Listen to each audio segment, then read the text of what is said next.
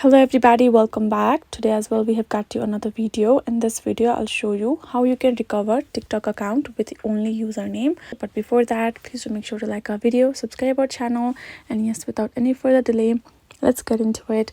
For that, all you gotta do is first of all access your particular TikTok app on your phone, and right over here let's go ahead first log out of our account and tap on add another one.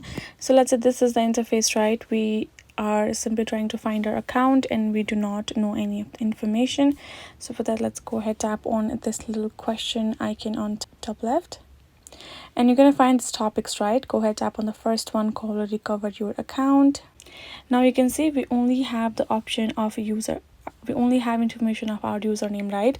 You will simply find that option on top right. Simply go ahead, tap on it, enter the particular username of yours, and then you're gonna tap on next and simply follow the online prompts. It will give you to verify yourself according to your account, and you will be able to recover your account with only username likewise. So that is the way for you to do so. Hope this video was helpful to y'all. Thank you so much for watching, and yes, I'll see you guys in our next video.